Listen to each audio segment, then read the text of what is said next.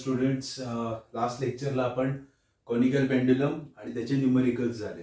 Okay, म्हणजे applications of uniform circular motion चालू आहेत. ओके, त्याच्यामध्ये आपण सुरुवातीला व्हेकल ऑन हॉरिझॉन्टल रोड बघितलं. ओके, त्यानंतर आपण बघितलं well of death, and then we studied the banking of road and then conical pendulum. Okay, now today we are going to study a new point. Okay, and that is basically a non-uniform circular motion.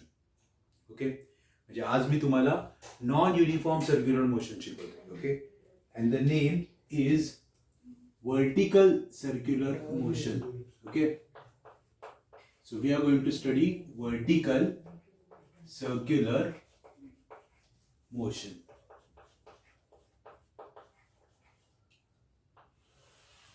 Okay, now first of all, what do you mean by the term vertical?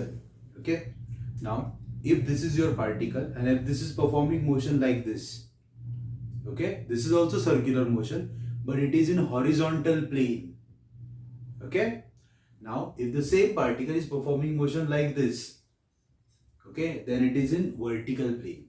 Okay, so आज आपण शिकतोय vertical circular motion. Okay, now first and the most important thing about a vertical circular motion is that, okay, बघा लक्ष द्या, सगळ्यात महत्वाची गोष्ट काय वर्टिकल सर्क्युलर मोशन मध्ये, तर there are two types of vertical circular motion. Okay, the first is controlled. Okay, now control म्हणजे काय, it is a controlled circular motion. Okay, म्हणजे the best example of that is a giant wheel. Okay, आपण amusement park मध्ये giant wheel बघितली आहे. Giant wheel moves like this, okay, but that is totally controlled by the engine or a machine. Okay, so it is a controlled circular motion. Okay, and therefore here speed can remain constant. म्हणजे इथे speed constant असू शकतो कारण हे controlled आहे. Okay, ठीक आहे, that's why this type of circular motion is uniform. Okay, हे युनिफॉर्म आहे का बरं, कारण इथे स्पीड कॉन्स्टंट आहे. ओके, सो जायंट व्हील किंवा असेच अम्युजमेंटचे काही इन्स्ट्रुमेंट्स आहेत ज्यात they are moving in a vertical circle but with a constant speed. So that is uniform vertical circular motion. Okay, आता मी ह्याला कंट्रोल्ड म्हटलं होतं, मग सेकंड टाइप काय असेल रे, uncontrolled. Now what you mean by uncontrolled? Uncontrolled means it is not controlled by any machine, but it is controlled by gravity.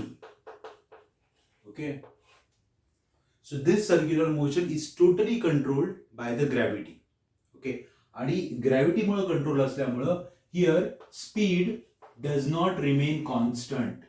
Speed is not constant. Okay, and therefore this is example of non-uniform circular motion. Okay, म्हणजे इथे काय होतं रे, here the total control is of gravity.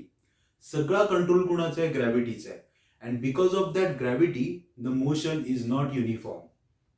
Okay, एक साधं example देतो. घरात ceiling fan असतो. ओके, तो सिलिंग फॅन काढून मी इथे लावला या वॉलला. ओके, तर हा त्याचा रॉड येईल. ओके, आणि हे त्याचे 3 ब्लेड्स आहेत, म्हणजे तो एक्झॅक्टली असा दिसेल. ओके, आणि जर तो तुम्ही ऑन केला तर तो गोल फिरणार आहे. ओके, पण तो युसीएम आहे का नॉन युसीएम आहे? तो युसीएम आहे. का बरं? कारण तो कंट्रोल्ड आहे, इलेक्ट्रिसिटीने त्याला कंट्रोल केला ना. ओके, मग हे व्हर्टिकल सर्क्युलर मोशन आहे का? आहे. पण हे युनिफॉर्म आहे का नॉन युनिफॉर्म आहे? हे युनिफॉर्म आहे, because this is not controlled by gravity. Okay, but if you take a circular motion which is controlled by gravity, okay, then it is non uniform. हा, हे लक्षात ठेवा, मी असं म्हणालेलं नाहीये की युनिफॉर्म नसतंच. व्हर्टिकल सर्क्युलर मोशन युनिफॉर्म पण असू शकतं, नॉन युनिफॉर्म पण असू शकतं. पण जेव्हा ते युनिफॉर्म असतं तेव्हा त्याचा कंट्रोल ग्रॅव्हिटीकडे नसतो. जेव्हा ते नॉन युनिफॉर्म असतं तेव्हा त्याचा कंट्रोल ग्रॅव्हिटीकडे असतं. रादर ग्रॅव्हिटीमुळेच ते नॉन युनिफॉर्म होतं. ओके, ठीक आहे. सो आपल्याला डिटेलमध्ये कुठलं शिकायचंय? सेकंड. ओके, आपल्याला फर्स्ट नाही शिकायचं कारण फर्स्ट युनिफॉर्मच आहे ना. ते व्हर्टिकल प्लेन मध्ये असू द्या नाही तर हॉरिझॉन्टल प्लेन मध्ये असू द्या. आतापर्यंत आपण युनिफॉर्मच शिकलोय, पण आता आपल्याला नॉन युनिफॉर्म शिकायचंय आणि व्हर्टिकल मधलं शिकायचंय. So we have to study it which is controlled by gravity. Okay, ठीक आहे. सो हा महत्वाचा पॉईंट आहे की आपण जे सर्क्युलर मोशन शिकतोय आता ते व्हर्टिकल प्लेन मध्ये, हा पहिला पॉईंट. आणि दुसरा point, it is totally controlled by the gravity, that is gravitational force of the earth. Okay, so now will study. Okay, तुमच्या बुकमध्ये हेडिंग आहे point mass undergoing vertical circular motion under gravity. So it is a vertical circular motion of point mass under gravity. This is the heading. Okay, so now we have to study a vertical circular motion of point mass under gravity. Okay, ठीक आहे. बघ याच्यात सगळे शब्द आले. Point mass घ्यायचं आहे आणि it is performing which motion, vertical circular motion but under the effect of gravity. ठीक आहे. So first point, consider a point mass. Okay, आता पॉइंट मास घ्या. ओके, एखादा छोटासा मास आहे which is attached to a massless light inextensible, okay, and a twistless string. Okay, आणि ती string flexible आहे. And now whirl it in a vertical circle. Okay, तिला vertical circle मध्ये role करा किंवा फिरवा. बघा इकडे आता. Now it is as we are moving in a vertical circle, I will draw a circle first. Okay, so this is your particle which is performing a circular motion in vertical plane.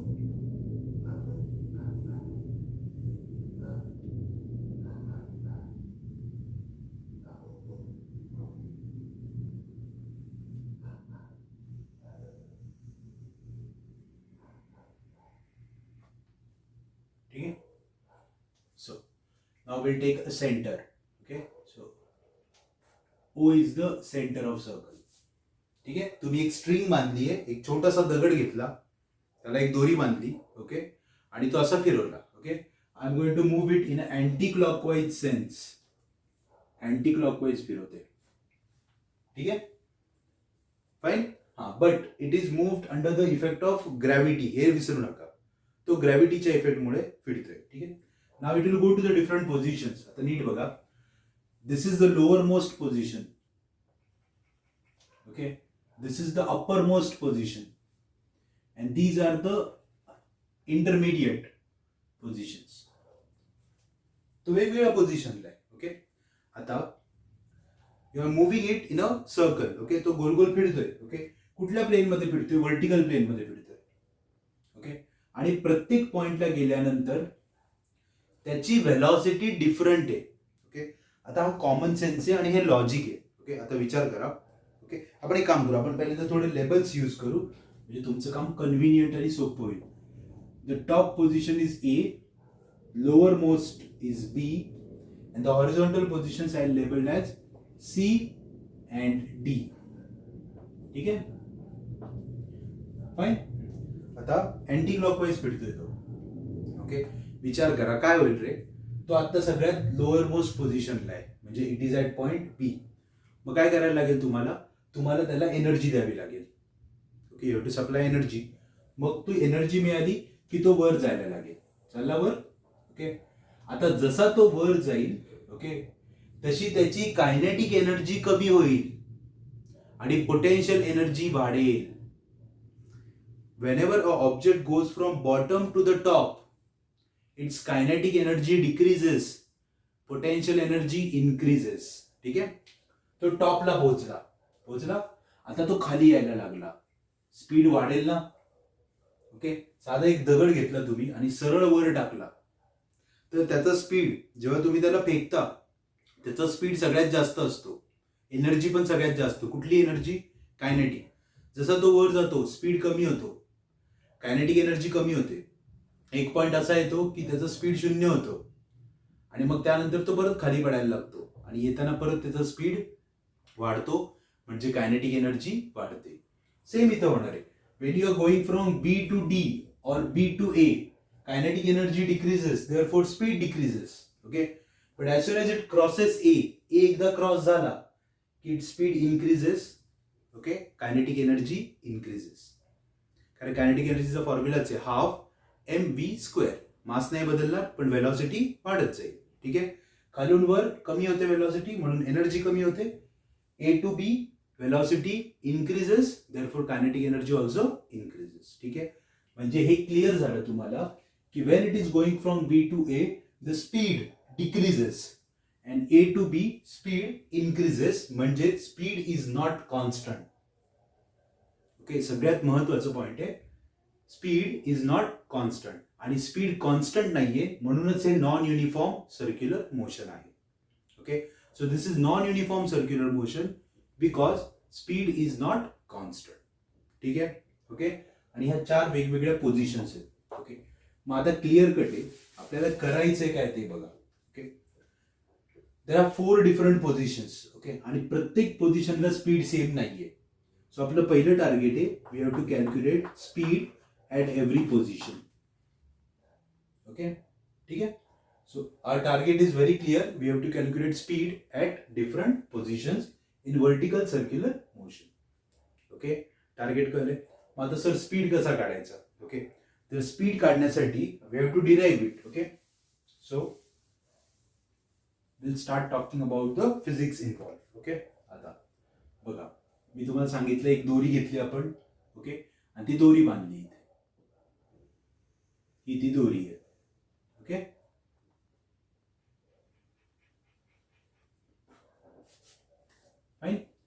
आणि इथे तुझा तो particle आहे छोटासा जो फिरतोय. Okay, म्हणजे मी आता कुठल्या पोझिशनला आहे? I am at the topmost position. So I will write here right now I am at the which position? Upper most position. Okay, एकदम टॉपला आहे मी आता. I am at the uppermost position. Okay, ना हे बघा, पहिले ना हे समजून घ्या, तो कुठल्याही पोझिशनला असतील ना तर त्याच्यावर फोर्स आहे. ओके, किती फोर्स आहेत रे त्याच्यावर? How many forces are acting on that particle? Okay, now we all know there is one force, okay, which is inherently present and that force is called, first force is weight mg vertically downward. तो जगात कुठेही असू द्या, एक force कायम असतो, weight mg vertically downward, where m is the mass of that particle. ठीक आहे, and second, a force due to tension. A force due to tension. आता त्यांनी टेन्शनसाठी टी हा सिम्बॉल यूज केलाय. Okay, so capital T is tension here. Tension T. How tension is directed? Towards the support. Towards support. Okay. So this is an important point to remember. Okay. की तो कुठल्याही पोझिशनला जाऊ द्या, त्याच्यावर 2 force आहेत, weight mg vertically downward, tension t towards the support. Okay. So these 2 forces are always there on the particle. Okay. Now आपल्याला कुठली पोझिशन कन्सिडर करायची? Upper most position. Okay, upper most पोझिशनला आपण नाव काय दिलंय? ए. म्हणजेच मी इथे लिहून ठेवतो, we have to calculate for point A. Okay, मी तुम्हाला पहिल्यांदाच सांगितलंय आपल्याला स्पीड काढायचं आहे. ओके, पण स्पीड काढण्यासाठी पहिल्यांदा तुम्हाला इक्वेशन्स लिहावे लागतील टेन्शनचे. ओके, आता बघा इकडे लक्ष द्या, हा सेंटर आहे, पार्टिकल इकडे आहे. ओके, किती फोर्स आहेत त्याच्यावर? 2. पहिला weight mg vertically downward, and second tension T, त्याला टी ए म्हणू आपण कारण आपण ए बद्दल बोलतोय. T A which is towards the support. Okay, so I will show it, pay attention. पहिला फोर्स दाखवतो, कुठला? हा पार्टिकल आहे ना. First force is weight mg vertically downward. Okay, आता याला सपोर्ट कोणाकडनं मिळाला? स्ट्रिंग कडनं ना, आणि ती स्ट्रिंग आपण इथे सेंटरला पकडली आहे. Where tension is directed toward support, म्हणजे त्या स्ट्रिंगला सपोर्ट कुठून मिळतोय? सेंटर मधून. म्हणजे tension is directed towards the point O. So T A.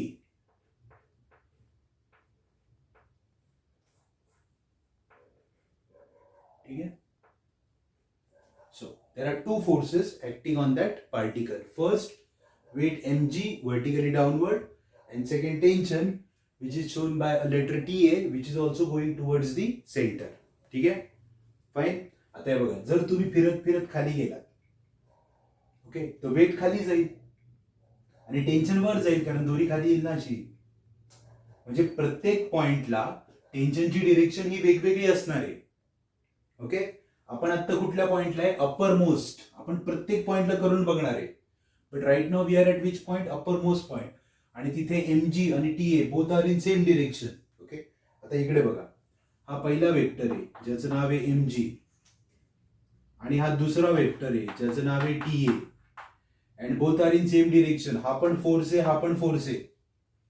Both are in same direction. मग यांचा रिझल्टंट कसा काढणार तुम्ही? when two vectors, okay, are in same direction, then their resultant is calculated by their addition. करून टाका addition. कोण आहे? TA plus mg, TA plus mg. मग या दोघांचं जे काही उत्तर असेल, समजा हा 2 आहे, हा 3 आहे, तो उत्तर किती आलं? 5. अरे पण त्याची डायरेक्शन कुणासारखी असेल? या दोघांसारखीच आहे ना. कळतंय का?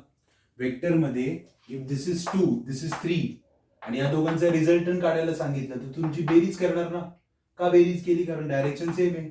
मग उत्तर किती आलं? 5. बर, जे उत्तर आलं तो पण वेक्टर आहे, त्याची डायरेक्शन या दोघांसारखी. ओके.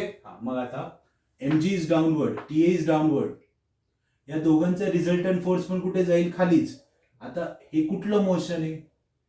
सर्क्युलर मोशन आहे, आणि हा सेंटर आहे, आणि या दोघांचा रिझल्टंट सेंटरकडे चाललाय, आणि जो फोर्स सेंटरकडे जातो त्याला आपण म्हणतो सेंट्रीपेटल फोर्स. म्हणजे ह्या दोघांचा जो रिझल्टंट आहे त्याचं नाव आहे centripetal force.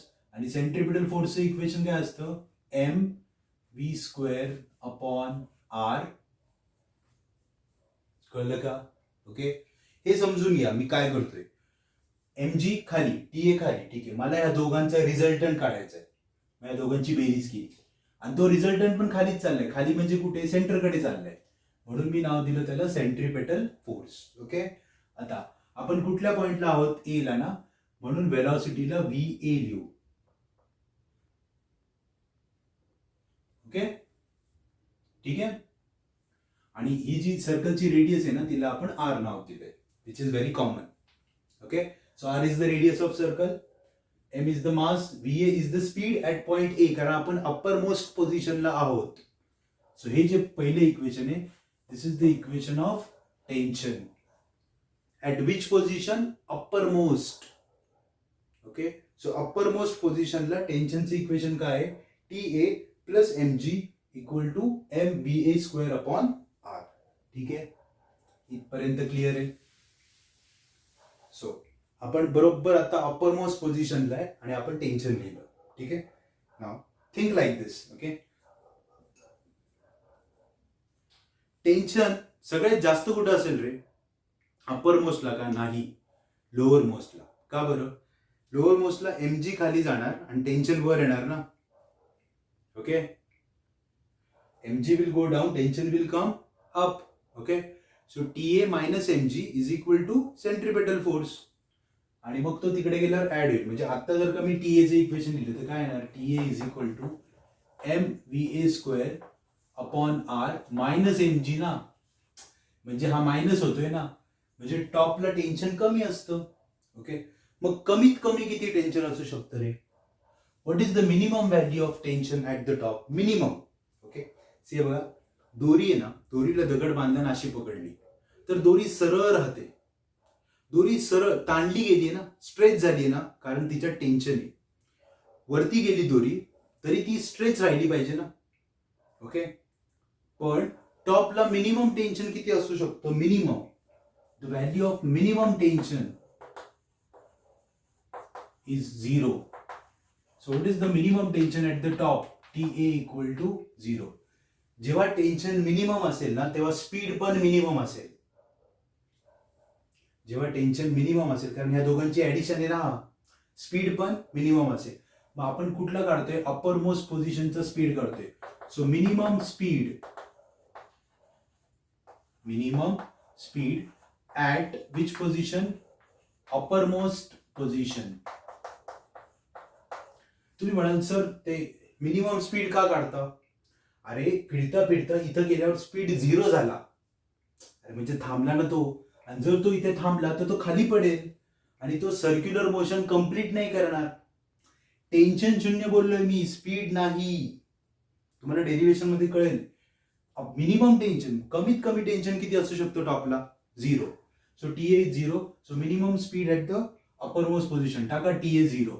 0 plus mg is equal to mva square upon r. 0 plus mg mg, mm gets cancel, हा इकडे आला. rg is equal to va square, म्हणजेच va is equal to under root rg. Okay, आता हे कुठलं हे कुठली velocity आहे? टॉपची, आणि ती कमीत कमी आहे ना, म्हणून इथे लिहिलं मी मिनिमम. कळलं? म्हणजे याचा अर्थ काय रे, जर तुम्ही टॉप पोझिशनला असाल आणि जर तुमचं स्पीड अंडर रूट rg एवढा असेल तर तुमचा पार्टिकल सर्क्युलर मोशन कंटिन्यू करणार. बघा मी तुम्हाला काय सांगितलं, Wien it goes, see it is not a straight line motion. हे समजून घ्या. स्ट्रेट लाईन मोशन मध्ये ऑब्जेक्ट जेव्हा तुम्ही वर टाकता त्याचा स्पीड कमी कमी कमी कमी होतो आणि 0 होतो आणि मग तो खाली पडायला लागतो. हे सर्क्युलर मोशन आहे. इथे तो टॉपला 0 होत नाही. जर हा टॉपला गेला आणि 0 झाला स्पीड, तर तो तिथून खाली पडेल. म्हणजे this string does not perform circular motion. तो 0 नाही होत, मग तो किती होतो? Under root rg. Okay, so if your speed at the top position is under root rg or greater than that, then it will continue circular motion. If your speed at the top position is less than under root rg, then it will fall down from that point. So it means there is no circular motion. मग आपण आता काय काढला? We calculated the minimum speed at the top, okay, which is required for vertical circular motion. म्हणून इथे मी minimum शब्द लिहिलाय. Okay, minimum याचा अर्थ काय रे? हा कमीत कमी स्पीड आहे under root rg. So if you are at the top, your speed should be under root rg or greater than that. म्हणजे तुमचं स्पीड किती पाहिजे? Equal to or greater than under root rg. Okay, तरच तुम्ही circular motion continue करू शकता. नाहीतर तो जाईल इथे. जर अंडर रूट rg पेक्षा कमी असेल ना स्पीड, तर तो इथं पोहोचणार पण नाही, त्याच्या अगोदरच तो खाली पडेल. आणि हे आपल्याला नकोय. We wanted to continue the motion. That's why we calculated the minimum speed at the top position which is required to complete a circular motion. Okay, this is what is the speed at which position? Uppermost position. पहिल्यांदा तुम्ही हे समजून घ्या, हे circular motion आहे आणि हे non uniform काय? कारण प्रत्येक पॉइंटला स्पीड वेगळा आहे. आणि आता आपण सुरुवात कुठल्या पॉइंट पासून केली? अप्परमोस्ट. मी त्यासाठी पहिल्यांदा टेन्शनचं इक्वेशन लिहिलं. TA plus mg equal to mva square upon r. What should be the value of minimum tension at the top? 0. Tension 0, velocity नाही 0 बोललो मी. टेन्शन 0 असेल तर व्हेलॉसिटी किती आली? Under root rg. So that is the minimum velocity at the top. Okay, to continue motion. Okay, that's why this will continue motion. इथून पुढे आल्यावर काय प्रॉब्लेम नाही का? परत स्पीड वाढणार आहे. ओके, इथून वर गेल्यावर परत स्पीड कमी कमी होणार आहे, पण तो अंडर रूट rg पेक्षा कमी नाही होऊ द्यायचा, नाही तर तो खाली पडेल. ओके, ठीक आहे. सी, सिंपल आहे. If you take a bucket and if you fill the bucket with water and now ती बकेट अशी हातात मूव्ह करायची. Okay, and now move it like this. Okay, जर तुमचा स्पीड टॉपला अंडर रूट rg पेक्षा कमी असेल तर पाणी खाली पडतं. अंडर रूट rg किंवा त्यापेक्षा जास्त असेल, पाणी खाली पडणार नाही. It will continue the motion. Okay, getting it? So याची खूप ऍप्लिकेशन आणि खूप एक्झाम्पल्स आहेत. ओके, त्याला स्पियर ऑफ डेथ म्हणतात. ते तुम्ही बघितलं असेल, अशी रिंग असते आणि त्या रिंगच्या आतमध्ये गाडी फिरवतात. ओके, त्यांना माहिती असतं की टॉपला गेल्यावर स्पीड किती पाहिजे, म्हणून तर ते पडत नाहीत, ते कंटिन्यू करतात. Okay, so we calculated the minimum speed at the top position. Okay, आता आपल्याला काढायचं आहे बॉटम, ओके, लोअर मोस्ट, आता अपर मोस्ट काढलं, लोअर मोस्ट आणि त्यानंतर या 2 पॉईंटचा. That will study in next lecture. Okay, derivation मोठं आहे, आपण उद्या कंटिन्यू करू. ठीक आहे, so today will stop here. Thank you.